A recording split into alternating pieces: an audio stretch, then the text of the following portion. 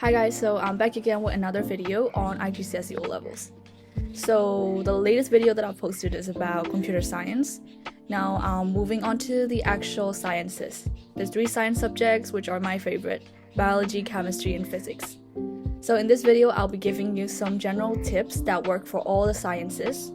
And after that, I'll be talking about how I actually studied for the 3 science subjects. And then I'll also be giving you guys some subject-specific tips. And last but not least, the exam tips that you should follow during your finals. So let's start with the general tips that I have for all the 3 sciences. So the first tip is for you to reference from the syllabus. So this is essential because everything from your exam will come from here. And only if you know the syllabus well, you'll be able to know which key points to write in order to gain marks.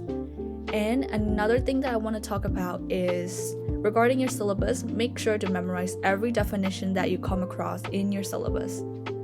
And a lot of textbooks have information that they don't necessarily need, like they won't be tested in the exam, so don't solely rely on the textbooks and just reference back from the syllabus. I personally didn't print the syllabus out, but I advise you to print it if you can. And you can just use the syllabus as a checklist during your revision process. You would just look at the syllabus and check if you've actually know everything in the syllabus, and this can also act as your revision note. And second tip is to be organized. This comes easily for most girls, but it's a little bit harder for the guys. But I just strongly advise you to use these because being organized is really very useful during your exam, like for your exam. So I advise you to use color tabs like this. I've used up most of them, so they're a little bit like I don't have this anymore. So make sure to use color tabs like this. And I personally use physical copies of the past papers, like sometimes. So I would have like a stack of past papers, but then I won't really know what to look back in the revision process. So while I was completing the past papers, I would try to mark the questions that I found difficult or like I don't understand well with the color tabs. And after finishing the past papers and in the final revision process, I would go through the papers that is marked with the color tabs, and then I would try to recall how I approached the question and whether I still remember the answer to the questions. And also it's useful if you want to do the hard questions again and again. Just use the color tabs and you'll be good to go. And this is very useful for your revision process. And another thing that I want to say is this is tip number 3. So if you haven't done your revision notes and your exam is just like in a few months, then just don't bother making the revision notes anymore. Just start with the past papers. Honestly, that's the best thing that you can do right now because you can actually learn from the past papers instead of learning first in order to be able to do the past papers. Just learn directly from the past papers because the more questions you do, the more you realize that Cambridge is just testing you like the same thing again and again. You get used to the question in the process, and like you might not exactly need your revision notes or anything anymore. You will just sort of know how to answer the questions just by doing the past papers. So these are the general tips for all of the sciences. Now let's move on to how I studied the science subjects. So how I study for the sciences is just the things that I've been repeating. So do a lot of past papers. I did a lot of past papers, and I've been sort of repeating this over and over again because this is just the most important thing for all the subjects of IGCSE O levels. So let's say, for example, paper 2, so the MCQ paper, it needs a lot of time management because you only get around 45 minutes, like specifically 45 minutes, to answer all the 40 questions. And you can only spend about 1 minute per question, and only by practice you'll be able to finish all the questions and still have time at the end to recheck the answers. So I just strongly advise you to do the past papers, and when you're doing your past papers, make sure to time it as well so that it's sort of like an actual exam simulation for you. And another thing that I'm gonna repeat is to use the flashcards on Quizlet.com. I personally make the flashcards myself, and I'll try to link them in the description if I still have the flashcards, and you guys can use my flashcards if you want. So this is just very useful because it's like active recall, and it's useful if you want to study for theory, or even if you want to study the formulas, it's still useful. So this basically is the best technique, like the best method in order to memorize things, and this can be applied to all the subjects in IGCSE O levels. And another thing, this is like the third point that I'm going to talk about, and it's sort of like a cheat code that I have. It's sort of like cheating, but I still did it anyways.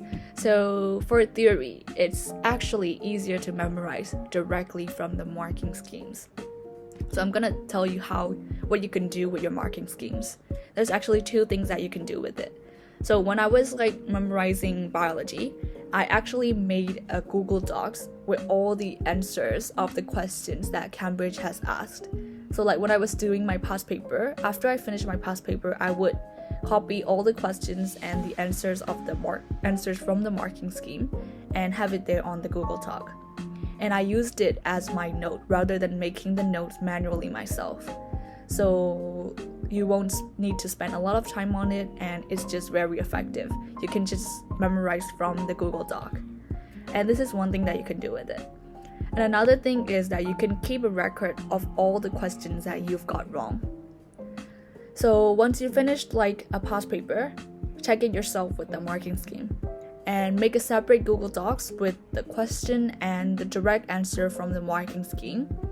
And after doing a lot of past papers, you'll have like a stack of questions that you've gotten wrong, and you can revise them really easily near the finals if you have that Google Doc.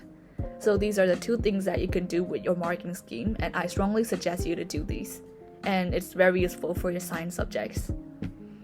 Okay, after the third point, I'm going to talk about the fourth point. Like, this is like the most important thing though. The most important thing is to actually understand the concept in depth, because lately Cambridge has been testing on like our understanding of the concept rather than our memorization skills. So like if you don't actually know the concept, you'll start to panic in the real exam if you come across a question that's sort of complex and it's testing on your understanding of the concept. So to avoid that, I just strongly suggest you to actually understand the concept well. And for this, I advise watching YouTube videos and asking questions to your teachers. Like if your teachers doesn't really work well, then just go to YouTube and search for the topic that you don't understand, and they'll have like a lot of videos sort of just explaining you the concept of it, and I find them very, very useful. Okay, so let's move on to the subject specific tips that I have, and yeah, let's go. Let's start with physics. So for physics, I have some subject specific tips for you guys. So write your definitions, write your formulas, and write the calculation steps in the exam. They are just free marks for you. So definition, definitely a free mark. So make sure to memorize your definitions well. And after that, also make sure to write your formula and the calculation steps, because they give marks for them even if you get the wrong answer in the final. Like, let's say that you're solving this physics question and you have to calculate something. Even if you get the wrong answer in the end, if you wrote the formula, they'll give you 1 mark for the formula.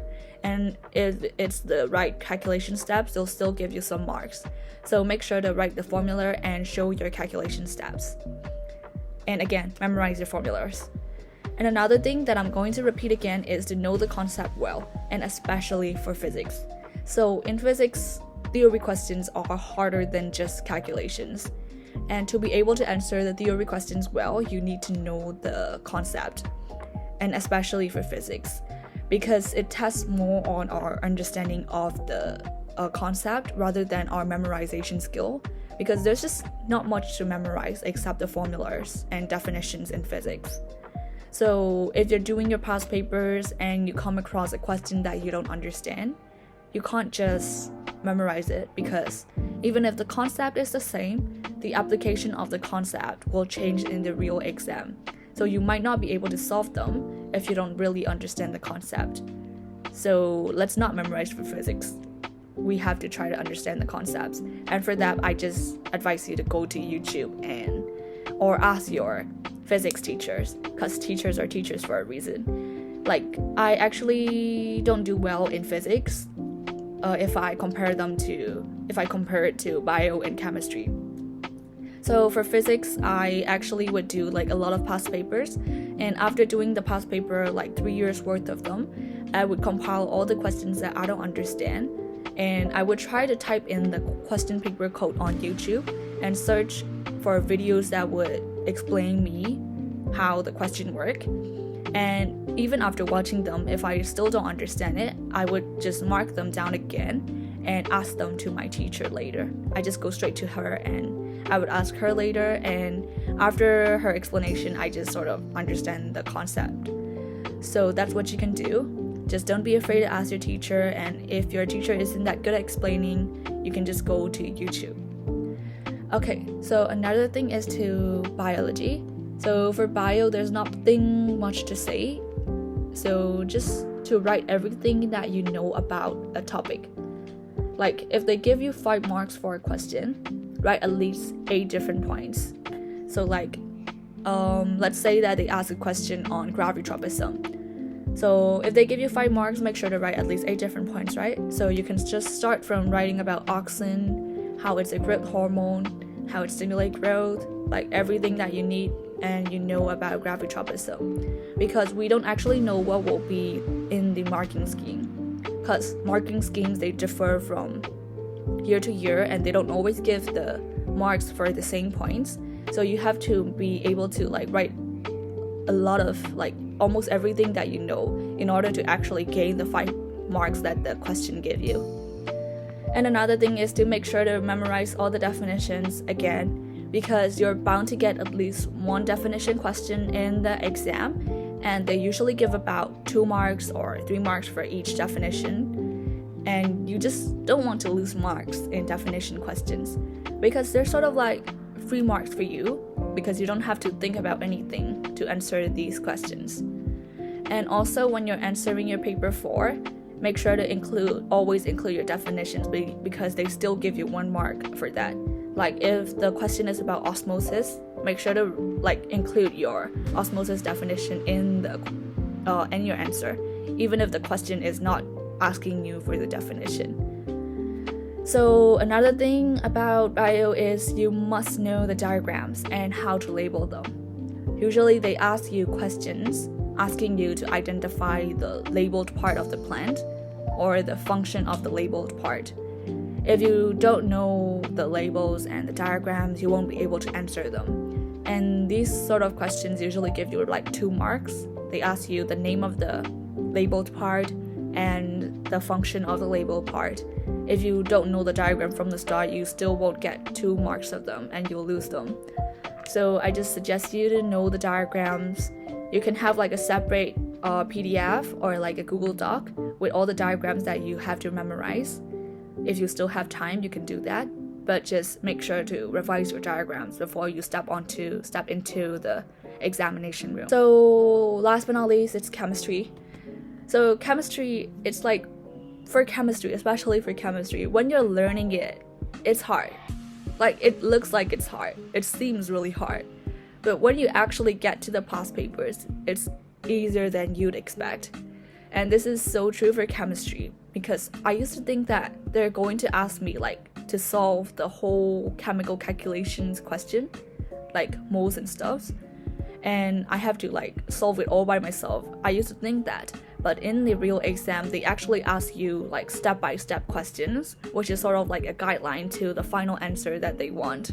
So the real past paper isn't that hard, so don't worry a lot for chemistry. This is just like a advice that I have.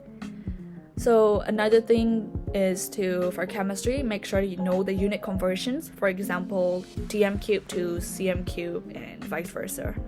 And then to know your apparatus, because they test you like on paper 4, and also in paper 6, they ask you to label your apparatus, and you need to know the names in order to be able to label them.